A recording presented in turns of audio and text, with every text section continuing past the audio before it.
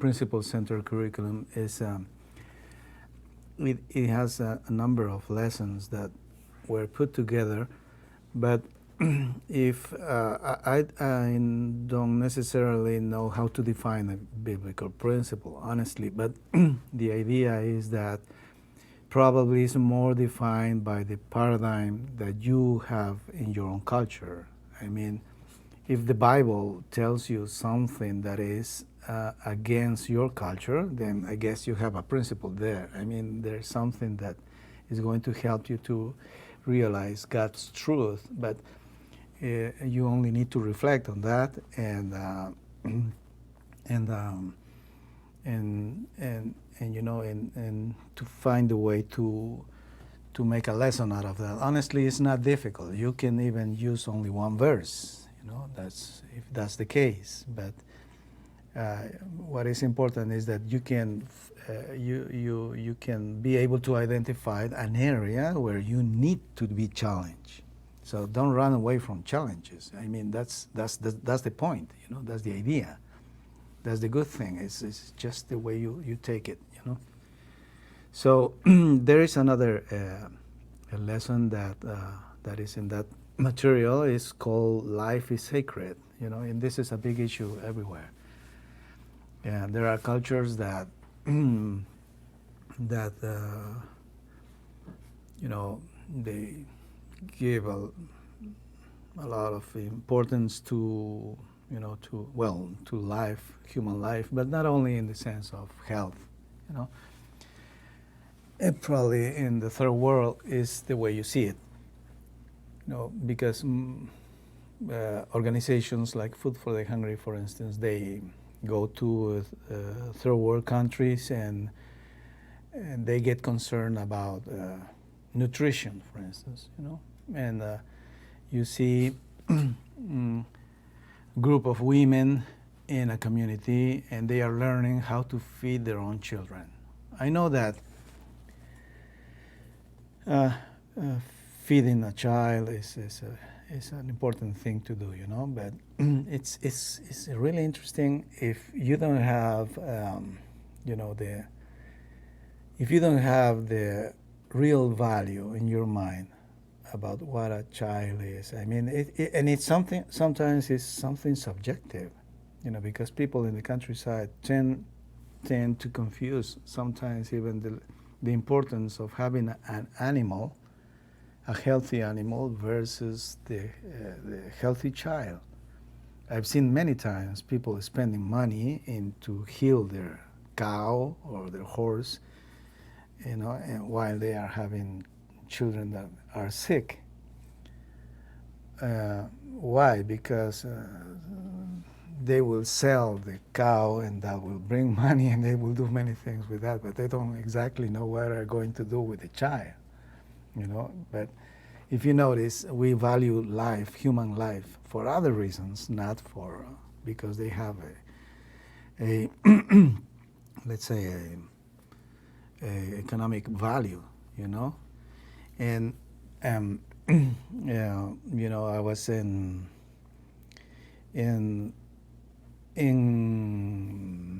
animistic cultures, for instance, Bolivia, you know, compared with Guatemala, Bolivia has a very strong animistic culture, very strong. It's amazing. You can go to Bolivia and you can see, you know, cities like maybe similar than others, but that's what you see outside, you know. But in the minds of people, you're going to find incredible things. And the countryside society in Bolivia is very much related to a spiritual life, and you know, you can see incredible things happening there, and most of them are demonic things.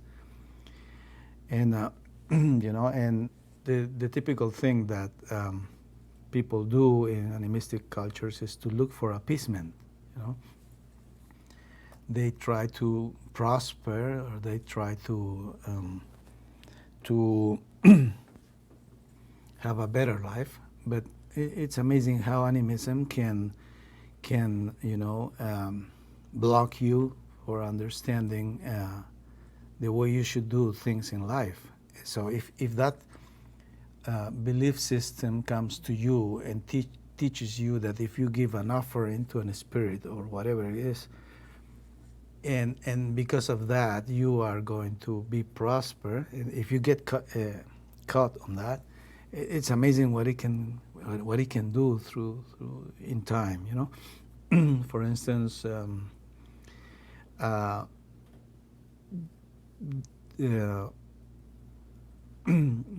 sacrifices can mean many things, but in Bolivia, sacrifices to in the spirit, it means human sacrifices, you know, and they are practiced in Bolivia in almost everywhere.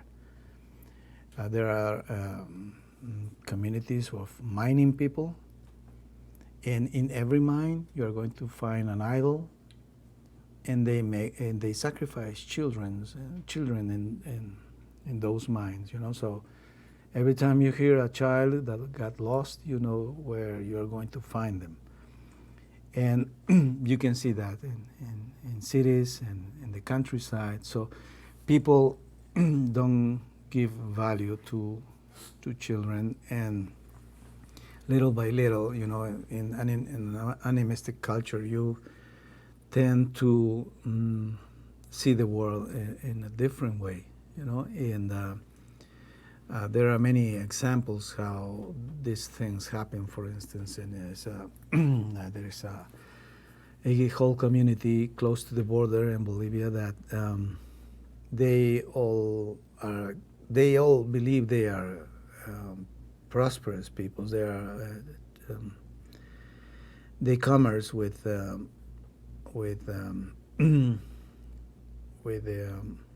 I'm sorry, I forgot, how do you call they are smugglers, okay? They are smugglers, but that's not a simple thing. I mean, they all get proud, you know. They are proud of telling you that they sacrifice their own children to be prosperous.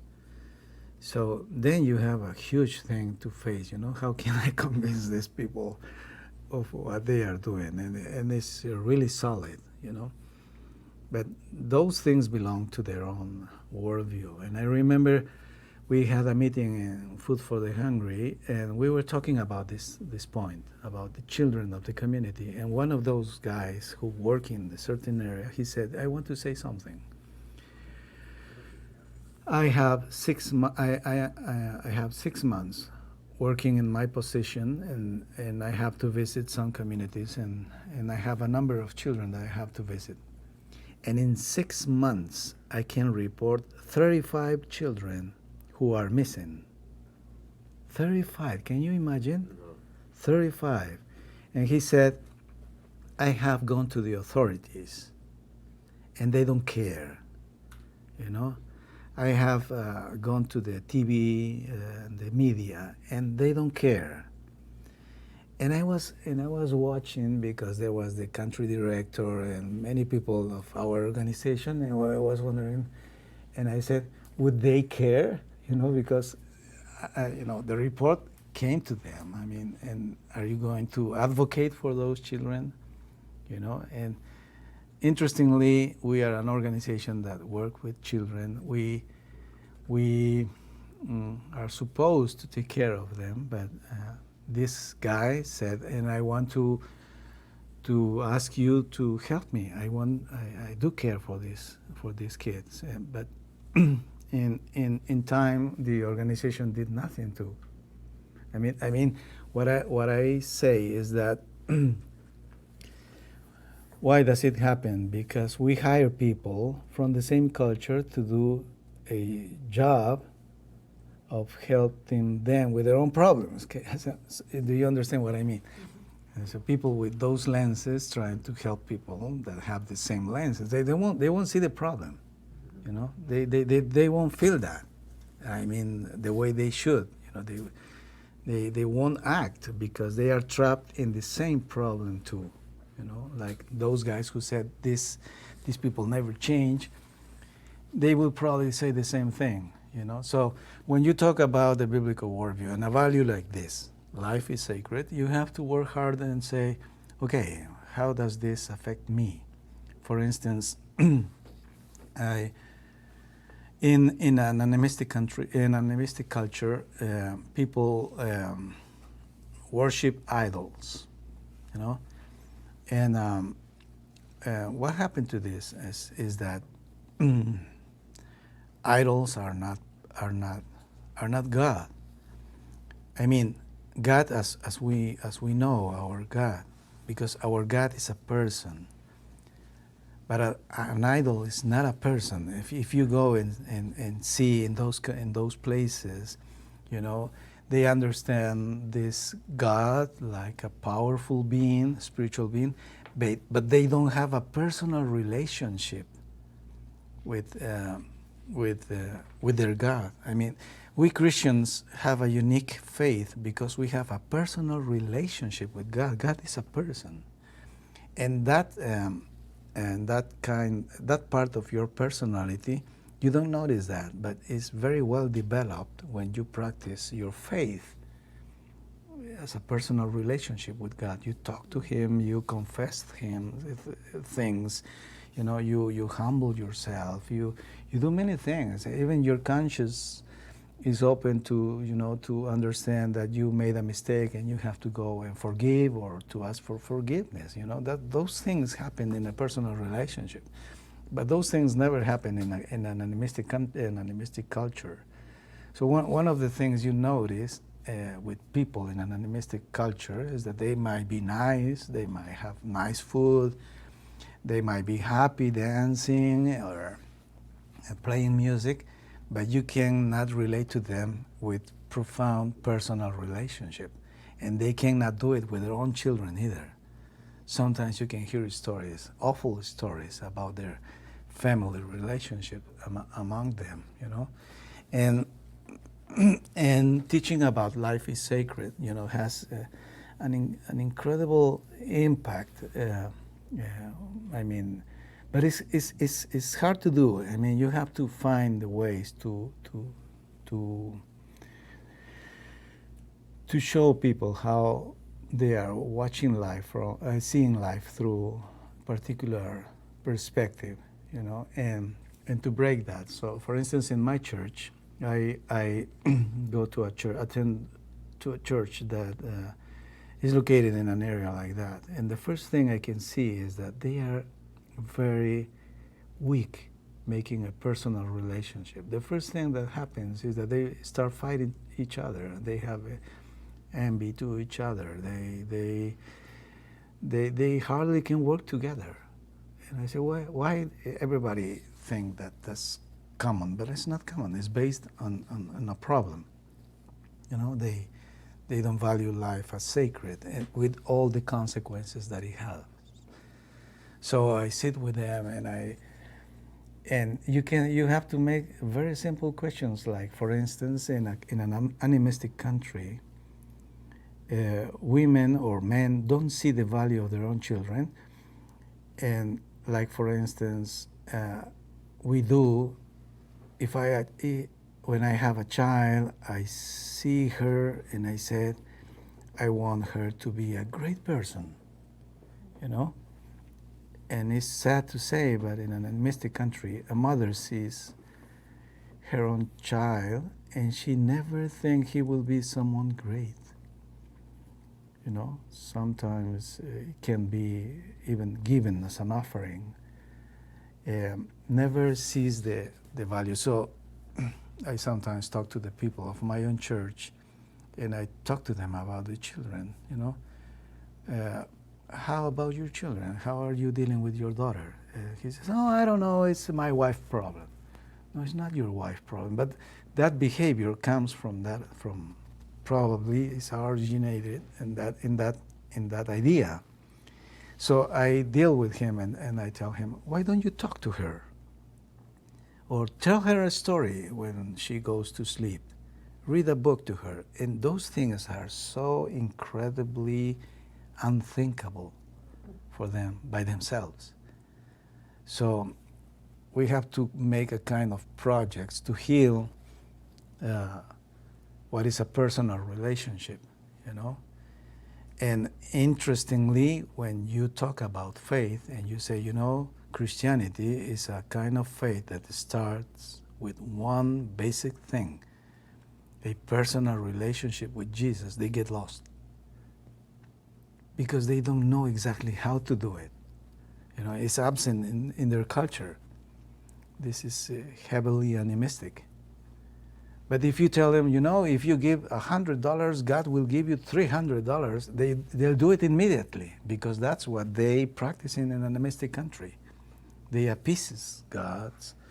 They prosper because they sacrifice something. So people in churches are exploited very easily because that concept it's interesting, and you can see many churches prospering a lot, and you cannot imagine the amount of lies that they say just to get their money, and they do it easily because people are connected to that form of worship. So life is sacred. It's not just a matter to say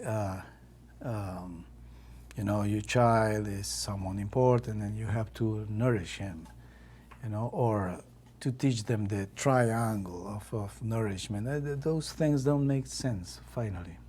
What you have to do is to work more in what is a personal relationship, and that's interesting. It's hard, but when it works, it produces very nice things, I have heard some testimonies of parents discovering their own children.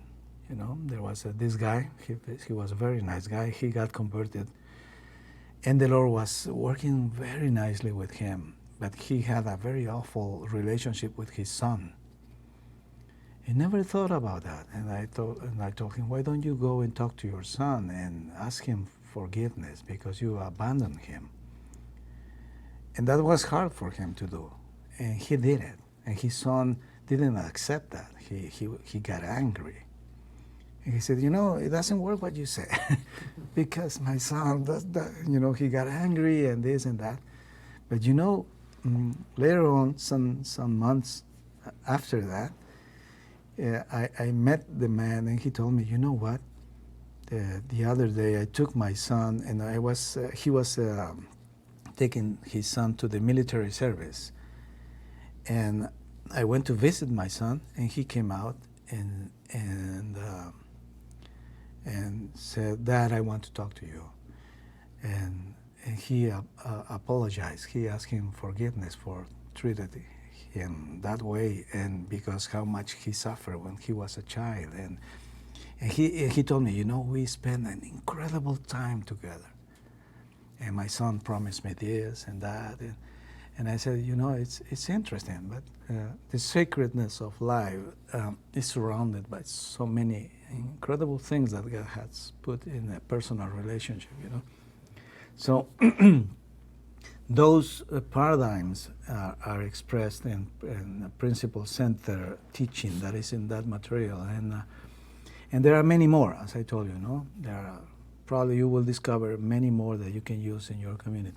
The development ethic program is a material that you have to contextualize according to the culture or your family or your personal issues, because we all have paradigms that are not according to God's truth. Okay? I was given the example the other day about this principle that is called man has dominion over nature, and if he has dominion over nature, one of the things that can come up in the conversation is, how do I deal with trash? But the interesting thing about talking about biblical principles is that you have to do this in the context of coram deo, I remember that when I learned about coram deo, to do everything as unto God, to do it with excellence, in a sacrificial way. I remember that I made my own commitment to God, and Lord, I want to do this, everything. I want to do everything for you.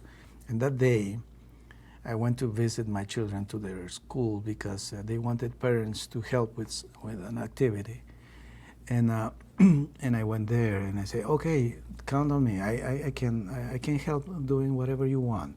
Oh, great, because we need someone to pick up the trash in the at the end of this event we are going to have. Because there were many things that parents could do, but no one wanted to pick up the trash at the end. And I said, well, and then it came to my mind, that I said, Lord, I'm going to do everything for you. And I said, yeah, okay, get me in, I'll do it. And it was terrible, it was really terrible. There's something that you gladly would pay another one to do it, but you won't do it. So I told my children, and I don't want to say this, but Guatemalans are not exactly the most careful people with trash. They just eat and throw everything, whatever they want. So picking up trash was something really, what can I say, terrible. It was very much offending because everybody was watching at you saying, what happened with this guy, what is he doing? And I was with my bag and picking up plastic dishes and everything was dirty, and I had my children helping me. And that's what I say. I mean, first of all, there are issues in your culture, for instance, in this case, trash. If I read the material and then I follow the idea and I come up with the thing of how to deal with trash, I have to be honest before God and to think my best and to come up with a commitment. What can I do in this case that can honor you, can please you, even if it is a big sacrifice for me, even if it takes money, but you have to live your own, it's an adventure. I don't know where it's going to take me, but I'll do it. Then if you practice it, I guess the Lord is going to be gracious. He will open your eyes for more things, more creative things.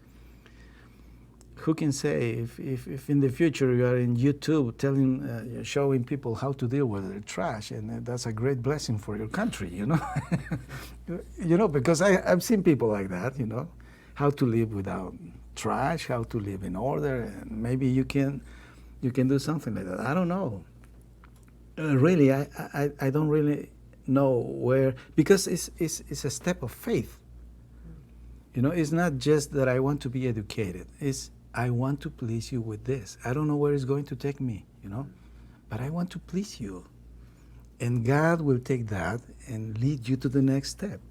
But, I mean, I can tell you very, very honestly that I will take you to some place that you will be surprised.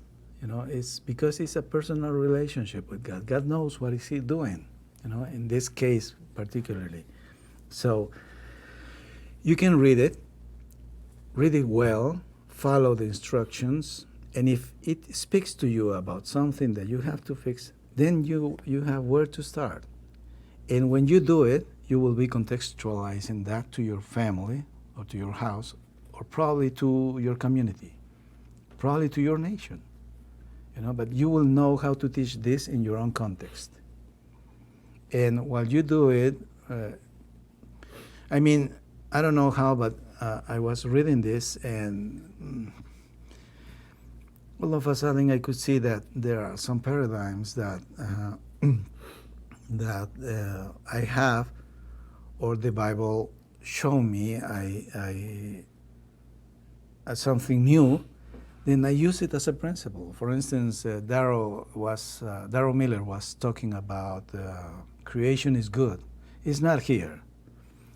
And that struck me. I mean, oh yeah, that's true. There are 7 verses in Genesis 1 that says creation is good. And then I said, but what I mean, and if you reflect, for instance, now I have the lesson, and I said, people, God said the creation is good, right? Right? Everybody agrees on that. Okay, what is good for you? They never thought about that. Well, is it good or not? Yes, it's good, but what it means, they don't know. I mean, one of the things that we normally do is we read irreflectively the Bible.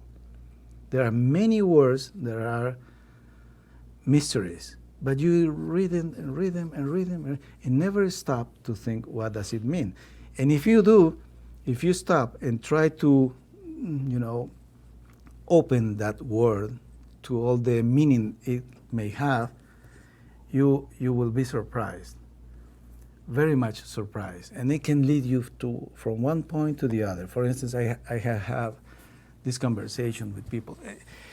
The idea, the basic idea on this is that don't be too evangelical. I mean, the advantage was that I was working in the development industry, and our problem was poverty. So it had to go straight to that environment. This was not a church. So those were my people, were people who needed to take their motorcycles and go to work in the countryside. So what I had to teach them had to land on that very fast. So don't use the Bible to make spiritual interpretations or very subjective interpretations. Go to the point. If God said it's good, okay, what does it mean to you? Someone can say, it means that the creation is full of love. He's going straight, No. Show me what it is. Let's talk about food. It means that it's good, has a good flavor. Yes, try to go to situations like that where people leave the spiritual or subjective area and goes to the point. For instance, creation is good because it has beauty. Yeah, okay, great. It has beauty. How? It has beauty because the sky is blue. I don't know why. Okay, go to Google and find out why it's blue and get amazed about that, because God said it's good. And I don't think he did it coldly. He did it, he celebrated. So you do something to celebrate that. And then one and the other. And so if you take the thing very practical, the whole environment of this practicity will teach you more, will give you more ideas, The thing with discipleship, look, what I want to tell you is this. A biblical worldview is something you don't have, but how you get it? You have to persuade your mind. Have you heard the phrase brainwash? Okay, that's what you have to do. All brain is washable. All brain is washable, especially Christians. You have to intentionally wash your brain. As like saying, for instance, I don't know, they say man is a strange creature because he can hit his head and say, oh, I like it. And hit his head, oh, I like it. And all of a sudden you have someone that is doing something strange, but probably he will like it, because you cannot trust your senses. You have to trust God's truth. You understand what I mean? I mean, most of the time we don't pay attention to God's truth because it's something irrelevant to me. No. You're losing the point. You have to stop. And if God says this is good, you have to then discover all the corners of that expression. What is good? And to start washing your brain with that, persuading your mind. Even if you have to deal with things that you mostly don't like. For instance, I don't know, cooking or whatever, things that were unthinkable in a certain moment. But if you do it one and over, you have to persuade your mind. So, for instance, we talk about Creation is good. Okay. Everybody's happy. Yeah. Okay. So what's the implication of this? Okay. So we have to deal with trash in a better way. Okay. How would you do it before God? I don't know. Maybe recycling. Okay. Make a commitment. You are going to make recycling? Okay.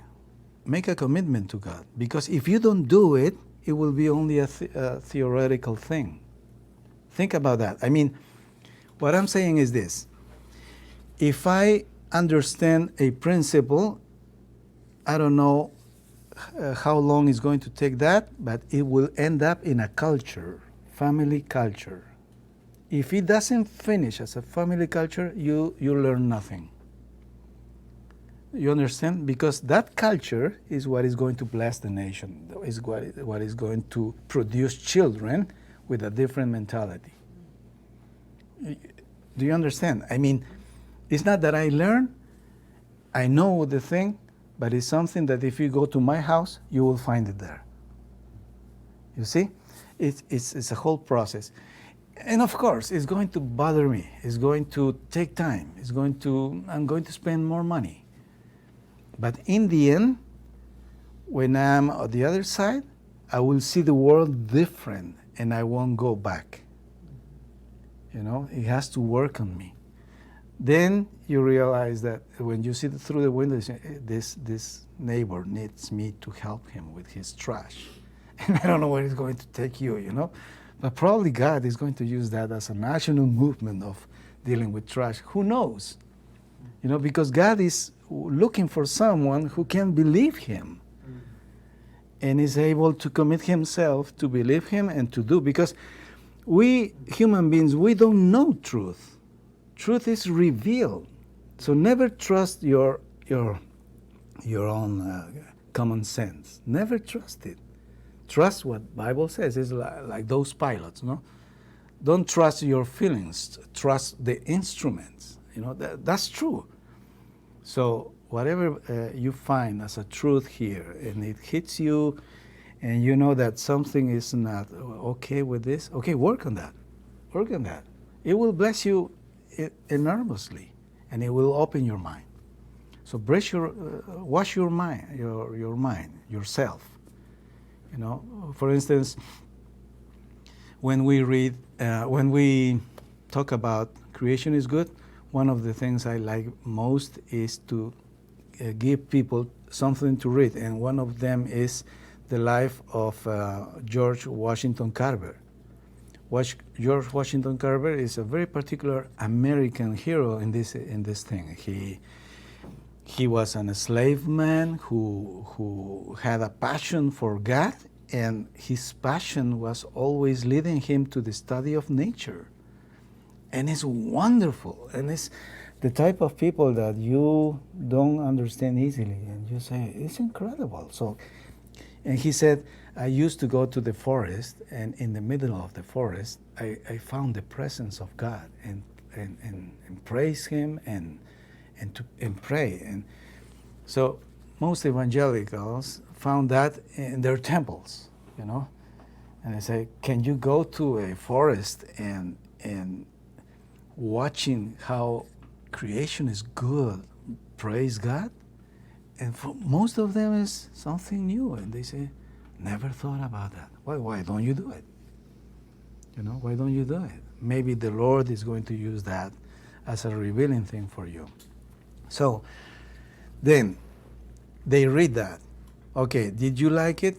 Yeah, I did. Okay, let's make a workshop. For instance, there was a lady in our organization that was in charge of buying the newspaper, and every new that had to be with a principle, she cut it out, you know. And it's interesting to see what you can find in the media about the principle. For instance, today, if you go to Bolivia, the president of Bolivia is destroying the whole Amazon jungle with fire. He did himself that, but he always advocates for being